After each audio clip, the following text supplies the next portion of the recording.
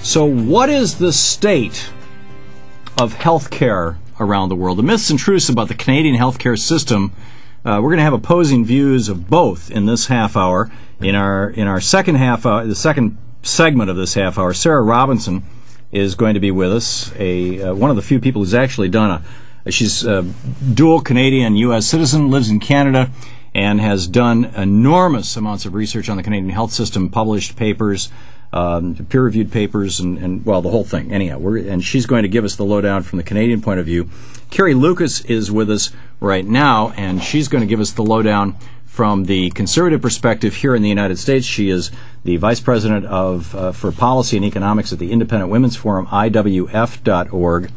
And Carrie, the new plan, the public option plan that the Obama administration is proposing be a part of this proposal has a couple of just very simple core things. That it will be inexpensive, easily affordable.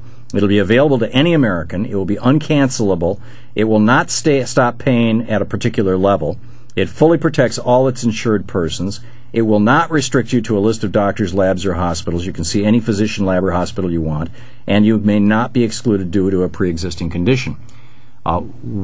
Why is that bad, in your opinion? Well, I think there's a number of reasons why we should all be a little bit wary about this. One thing I think that there's some lovely benefits to having such a public plan, but there are also real costs, and I think people need to become aware of those costs. And I think one thing to do is to take a step back and think about it not from the patient's point of view, but from the doctor's point of view. Because when we think about things like Medicare, one of the things that we increasingly know is that Medicare offers lovely benefits as well, but increasingly doctors don't want to take Medicare patients because the reimbursement rates are so low, and government is threatening to do that even more. And one other, I think, so that's one issue. Well, that's not broadly true. That's true of a small minority of physicians, particularly those who are in high-pay specialties.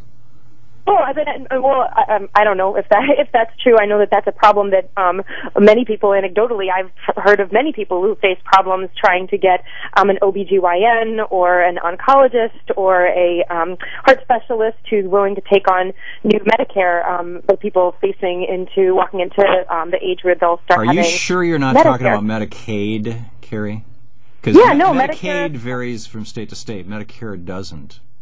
Sure. Yeah, but I know that, no, absolutely. I know that there are some Medicare patients that have trouble because reimbursement rates are low and they're getting lower. That's one of the issues that... well, if we had Medicare for all, can you imagine the political pressure that would be brought to that system to fix it? Well, but at some point, this is the problem. I think that one of the things that I wish that the public needs to, I think people actually are increasingly understanding this, that right now we have the president coming out here and saying we can insure everybody, it's not going to cost, taxes aren't going to go up for most people, we're going to root out waste, there's not going to be no compromise of care, all these things that we're going to do, and no pain to you, you just have to sign it on the dotted line. But increasingly I think people recognize that no healthcare system is going to be perfect, and we're going to end up giving away something. And one of the things we're learning increasingly is that the president's health care plan is going to be very expensive, far from bringing down the cost of health care. It's going to greatly increase the cost of health care. Hang on just a second here. For over a 10-year period, we're looking at a $1.5 to $2 trillion cost. And those are the worst numbers that the CBO just came out with. The administration is saying it's going to be $1 trillion. That's less than we've spent in Iraq and Afghanistan so far. Don't we have our priorities on backwards here, Carrie? And that's a 10-year period, by the way. And we haven't been in Iraq for 10 years. Well, sure, but Thom, we can. I know that you don't like the Iraq War, and we can. I assume that now you're behind Afghanistan because no, I'm not. I want us to pull out of Afghanistan too.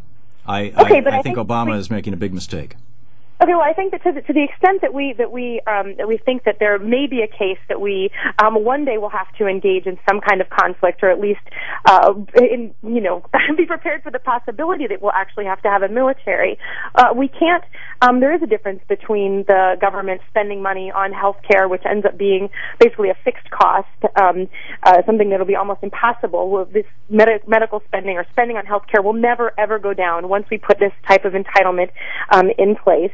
and then it'll be much harder for us to go ahead and fight a war. And I hope that we never have to fight a war again. I hope we can get out of Iraq. I think we can walk and chew gum at the same time. But one of the points that you're making is I think an important one, and that is that when we invest in military, we build bombs that we drop on other countries, and that money is then gone. It's turned into dust, literally.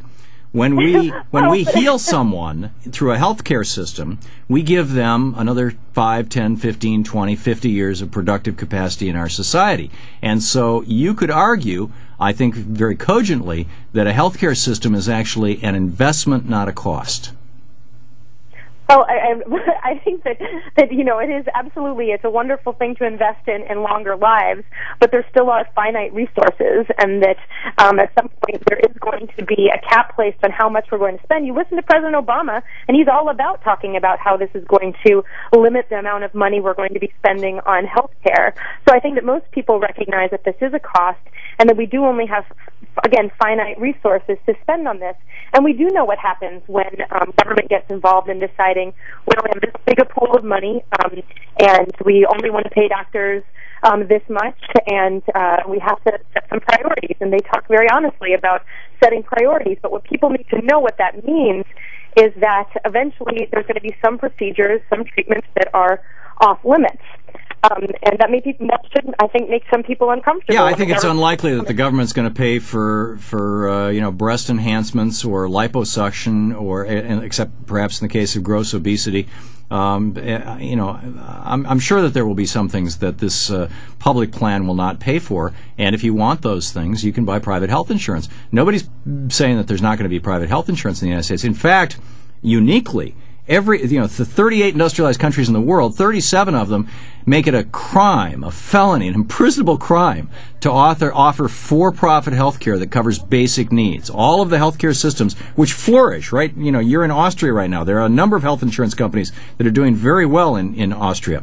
They provide beyond primary care. They provide cosmetic surgery care. They provide high-end hospital care. They provide, a whole variety of things that have nothing to do with, my kid's got the flu, what do I do?